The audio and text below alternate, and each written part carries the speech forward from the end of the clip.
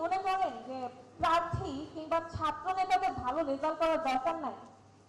কেন? কারণ স্যার এই যে এক্সামের যে ডেটটা আপনারা বলতেছেন যে যারা আপনি স্কেডিউল করে ফেলছে তারা আগে থেকে স্কেডিউল করা, তাদেরকে আপনারা চেঞ্জ করতে পারবেন না, নতুনগুলোকে আপনারা বলবেন। কিন্তু স্যার আমার কথা হচ্ছে আপনারা 12 তারিখ নির্বাচনের ডেটটা ফিক্স করার পরে কিছু কিছু ডিপার্টমেন্টের বিবিএ ফ্যাকাল্টির কিছু কিছু ডিপার্টমেন্টের স্পেসিফিক্যালি বললে তাদের হচ্ছে এক্সামের ডেট ফেলছে এবং সেটা 12 তারিখে জাস্ট এই যে আগে 2-3 দিন এবং পরে 2-3 দিনের মধ্যে। এখন স্যার আমার কথা হচ্ছে যেই ডিপার্টমেন্টের এক্সাম চলতেছে স্যার সেখানে কি প্রার্থী থাকতে পারে না? একজন আমি প্রার্থী হওয়ার আগে আমি একজন শিক্ষার্থী, যেখানে আমার টপ প্রায়োরিটি আমার একাডেমিক লাইফ, আমার রেজাল্ট। মানে দেখা যায় যে তার আইডি খোলার উদ্দেশ্যই হচ্ছে একজনকে গালি দেওয়ার জন্য। তো আপনারা আসলে এই ধরনের যে স্লাট শেমিং বুলিং গুলো অনলাইনে নির্বাচনকে কেন্দ্র করে শুরু হয়েছে, এগুলো আপনারা নিয়ন্ত্রণ করবেন কিভাবে, এটা আমার প্রশ্ন। এরপর আমার দ্বিতীয় প্রশ্ন হচ্ছে, যেটা অনেকেই করেছেন, আমাদের বিশ্ববিদ্যালয়ের বেশিরভাগ শিক্ষার্থী 20,000-এর বেশিরভাগ শিক্ষার্থী হচ্ছে শহরে থাকে। স্যার বলছেন, নির্বাচন কমিশনার স্যার বলছেন যে এটা দৈনন্দিন কাজ মনে করে যেন সবাই চলে আসে। স্যার দৈনন্দিন কাজ হইলে আমরা 36 বছর পর চাকরি করতাম না, প্রতি বছর চাকরি করতাম। স্যার যেহেতু আমাদের শহরে একটা ক্যাম্পাস আছে, আমরা আশা করব যদি সম্ভব হয় ওখানে যেন একটা কেন্দ্র দেওয়া হয় আমাদের যে পুরাতন চারুকলা ক্যাম্পাসে। এরপর আমার তৃতীয় যেটা কনসার্ন, আমরা ডাকসুতে দেখেছি যে অনেকগুলা ছাত্র সংগঠনের কেন্দ্রীয় বড় বড় নেতারা, এমনকি কোন কোন ছাত্র সংগঠনের মাদার পার্টির নেতাও হচ্ছে নির্বাচনের দিন ক্যাম্পাসে চলে আসছে। তো এইটা তো শিক্ষার্থী হিসেবে এবং কোন ওইভাবে পার্টিজান পলিটিক্সে না থাকা যারা হচ্ছে স্বতন্ত্রভাবে ইলেকশন করছে, তাদের জন্য এটা হচ্ছে বড় কনসার্নের বিষয় যে আপনারা এই ধরনের যে নেতাগুলা ক্যাম্পাসে আসলে আমরা একটু টেনশনে পড়ে যাব, সেই ধরনের নেতাদেরকে অ্যালাউ করবেন কিনা। আপনারা লিখেছেন আচরণবিধিতে যে অনুমতি প্রাপ্ত ব্যক্তিরা আসতে পারে, তার মানে আমরা কি ধরে নিব আপনারা এরকম নেতাদেরকে অনুমতি দিবেন?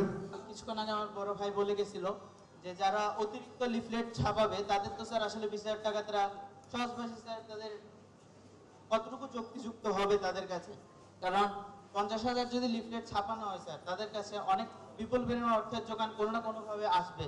তাহলে আমরা যারা সাধারণ শিক্ষার্থী এখানে নির্বাচন করব, তাদের ক্ষেত্রে এটা কিভাবে যুক্তিযুক্তভাবে হবে? আর আপনাদের কাছে স্যার কোন প্যারামিটার দিয়ে আপনারা কাকে কিভাবে দণ্ডিত করবেন সেটা জানতে চাইবো স্যার। ধন্যবাদ। আমি দেশ নেত্রী বেগম খালেদা জিয়া হল সংসদ থেকে বিজ্ঞান গবেষণা ও তথ্য প্রযুক্তি বিষয়ক সম্পাদক পদে প্রতিদ্বন্দ্বিতা করছি। আমার প্রশ্ন হচ্ছে, দীর্ঘ 36 বছর পর আমাদের চাকসু হতে যাচ্ছে, তো আমাদের অধিকাংশ ভোটাররাই জানে না কিভাবে সঠিক নিয়মে 40টা ভোট দিতে হবে। তো আমাদের প্রশাসন কি ভোটারদেরকে সঠিক নিয়মে ভোট দেওয়ার জন্য সচেতন করার জন্য কোনো পদক্ষেপ নিবে কিনা?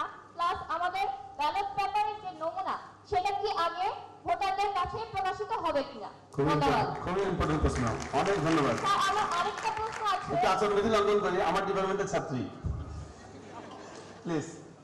আমার আরেকটা প্রশ্ন হচ্ছে, পরিবহনের যে সমস্যাটা স্যার বললো, তাও আমার আরেকটা রিকোয়েস্ট থাকবে যে যদি কোনো কারণে ধরেন ভোটারদের কোনো সমস্যা হয়, আমাদের বিপুল সংখ্যক শিক্ষার্থী হচ্ছে গিয়ে শহরে থাকে, তাদের জন্য কি শহরে কোনো ভোট কেন্দ্র স্থাপন করা যায় কিনা? নির্বাচনে যানবাহন ব্যবহার, এখানে 5 নাম্বার যে পয়েন্টটা আছে সেখানে বলেছে স্যার ভোটাররা হচ্ছে নিজ খরচে আপনার হচ্ছে যে কি ভোট কেন্দ্রে যাবে। তো আমার প্রথম আর্জিটা হচ্ছে স্যার, যেহেতু হচ্ছে যে কি আমাদের এই 36 বছর পরের যে চাকসুটা আয়োজিত হতে যাচ্ছে, এটা আমাদের বলতে গেলে চবিয়ানদের জন্য তৃতীয়।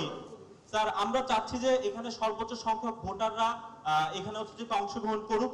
এখানে হলের পরিচয়পত্র দেওয়া আছে, এক্ষেত্রে হচ্ছে আপনার যাদের কাছে বেশিরভাগ শিক্ষার্থী আছে যে অনাবাসিক, তাদের কাছে হলের কোনো পরিচয়পত্র নাই। এটা কি আসলে বিশ্ববিদ্যালয় আইডি কার্ডকে বোঝানো হয়েছে কিনা এই বিষয়টা মনে হয় ক্লিয়ার করা উচিত ছিল, কারণ এখানে অনেকেই কনফিউশনে পড়ে যাবে।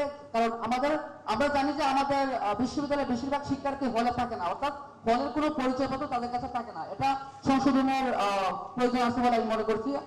প্রার্থীদের বা যারা নির্বাচন করছে, এটা হলে সবাই স্বতন্ত্র থেকে, আপনার কাছে কোনো প্রার্থীর প্যানেলের কোনো নাম নেই, এটা আমরাও বিশ্বাস করি এবং যারা বসে আছে এরাও বিশ্বাস করে, কিন্তু এর ভেতরেও কিছু প্যানেল ঘোষণা হয় বা হবে, এটাই স্বাভাবিক।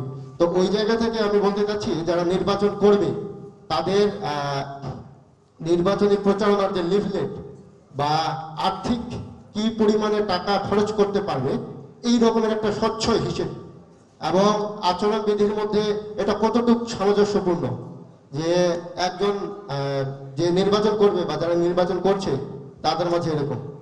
আর আরেকটা প্রশ্ন হচ্ছে যে আমরা যে এই যে 9 নম্বরে যেটা বলছেন সে জায়গায় মানে অনুদানের বিষয়টা বা ওইটাও অর্থের মধ্যেই পড়ে যায় যে কি পরিমাণে সে একজন ক্যান্ডিডেট কত পরিমাণে টাকা বা কি পরিমাণে লিফলেট, দেখা গেল যে একজনে গোটা ক্যাম্পাস একবারে ছেয়ে গেছে। এবং আমার আরেকটা এখানে প্রশ্ন যে আমরা যারা আছি আমরা সবাই মিলে যদি নির্বাচন কমিশনকে কিছু পরিমাণে টাকা দিয়ে বা ওনারা যদি আমাদেরকে লিফলেটের বিষয়টা যদি বিবেচনা করতেন যে আমরা সবাই মিলে, তাহলে এখানে বৈষম্য থাকছে না। বলা হয়েছে সাপেক্ষ যে কোনো একজন প্রার্থী চাইলে সর্বোচ্চ 25টি ফেস্টুন ক্যাম্পাসের দৃশ্যমান জায়গায় স্থাপন করতে পারবে। এখানে আমি একটু পরিসংখ্যান দিতে চাই। আমাদের এই 400 হল সংসদ নির্বাচনে মোট 900-রও বেশি প্রার্থী হয়েছে। আমি যদি পরিসংখ্যানের কথা বলি যে 900 প্রার্থী যদি সর্বোচ্চ 25টি করে ফেস্টুন লাগাতে পারে তাহলে মোট ফেস্টুন 22,500-টিরও বেশি ফেস্টুন হয়ে যায়। আমাদের কাছে আমাদের যে ইতিপূর্বে যেই মতবিনিময় সভাটা হয়েছিল সেখানে আসলে এই প্রসঙ্গটি ছিলই না। আমরা ক্যাম্পাসে যেসব শিক্ষার্থীরা সাইবার বুলিং, স্লাম শেমিং আর ট্যাগিং, ফ্রেমিং এর শিকার হচ্ছে তাদের জন্য কোনো এই বিষয়গুলো প্রতিরোধের জন্য কোনো মনিটরিং সেল কার্যকর হচ্ছে কিনা আমরা তো আসলে কোনো দৃষ্টান্তমূলক পদক্ষেপ দেখছি না। এই ব্যাপারে আপনাদের কাছে একটু জানতে চাচ্ছি। দেখা যায় বিশ্ববিদ্যালয়ের অধিকাংশ শিক্ষার্থী বাড়িতে চলে যায়, ওরা আসবে 6 তারিখ কিংবা 7 তারিখ।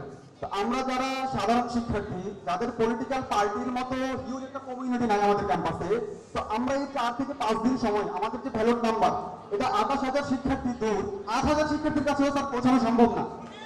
তো স্যার এইখানে লেভেল প্লেইং ফিল্ড তো এনশিওর হচ্ছে না, এটা একদম স্পষ্ট। স্যার আপনারা এই জায়গাটা অবশ্যই কনসিডার করা উচিত। আমি মনে করি ব্যক্তিগতভাবে আমাদের জন্য যারা সাধারণ শিক্ষার্থী আছে স্যার, আমরা যারা 1-to-1 বলতে আমি বুঝাচ্ছি আমার ব্যালট নাম্বারটা অন্তত 20,000 স্টুডেন্টের কাছে পৌঁছানোর যে ব্যাপারটা, আমার তো কমিউনিটি নেই স্যার, আমি একা করতে হবে। তো এই জায়গায় আমাকে মিনিমাম একটা সময় দেওয়া উচিত, অন্তত 1 সপ্তাহ সময় বর্ধিত করা যায় কিনা স্যার বিষয়টা আপনারা বিবেচনা করবেন। ধন্যবাদ। অনেক ধন্যবাদ। 400 নির্বাচনের দিনে ভোট দিতে আসা বিষয়টা একই। আমি মনে করি না সবাই এটা মনে করে। আপনারা কি এটা মনে করেন?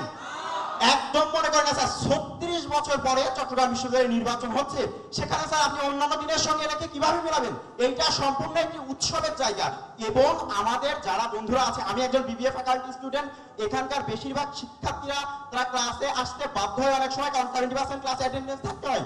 আপনি যদি তাদেরকে আশাটা ইনশিওর না করতে পারেন ঠিকঠাক ভাবে, তাদেরকে রিল্যাক্সে আসতে না দেন, তাহলে সে কখনোই এখানে ভর্তিতে আসবে না। তারা এমনি ক্লাসে আসতে চায় না, তাদেরকে বাধ্য করা হয় ক্লাসে আসতে। কিন্তু আপনি স্যার এখানে কিভাবে বললেন যে এটা হচ্ছে অন্যান্য দিনের সমান? ঈদ আর প্রতিদিন কি একরকম স্যার? ঈদ তো বছরে 2 বার আসে, আর 400 নির্বাচন 36 বছর পরে আসছে। এটা কি আপনাদের মাথায় নেওয়া উচিত না স্যার? আমি মনে করি স্যার এটা খুব গুরুত্বের সাথে আপনারা দেখবেন স্যার। এবং 400 নির্বাচন এটা বাংলাদেশের জন্য একটা বিশাল ইতিহাস তৈরি করতে যাচ্ছে।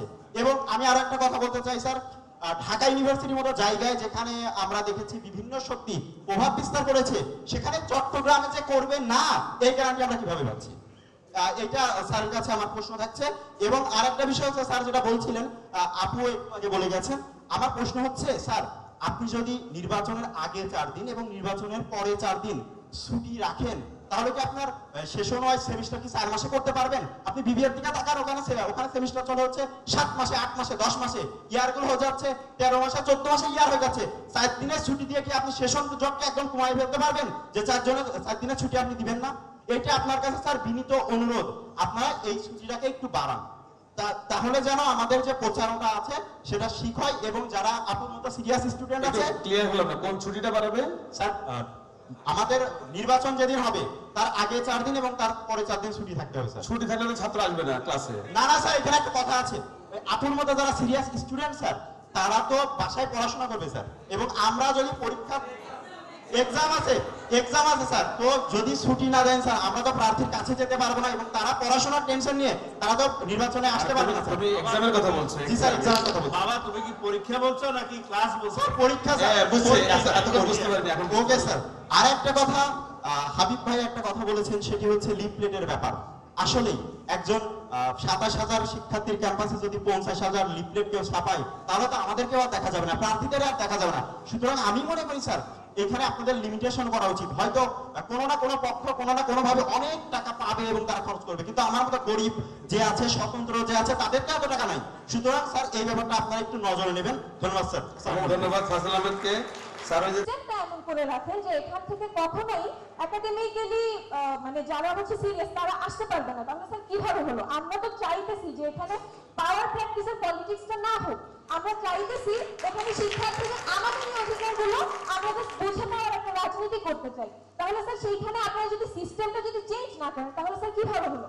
আর স্যার এই যে 12 তারিখের আসলে আমার একটা আর্জি হচ্ছে এই যে এটা থেকে উত্তরণের জন্য আমি চাই, একজন খুব সম্ভবত বলেছেন যে আগের 4 দিন এবং পরের 4 দিন এই টাইম ফ্রেমটা স্যার আমাদেরকে দিতে হবে। আগের 4 দিন আমাদের প্রচারণার জন্য অবশ্যই লাগবে, আর স্যার পরের 4 দিন যেটা সেটা আমাদের এক্সামের প্রিপারেশনের জন্য লাগবে। স্যার এটা খুবই স্বাভাবিক। এখন স্যার এই জিনিসটা রিস্কেডিউল করতেই হবে।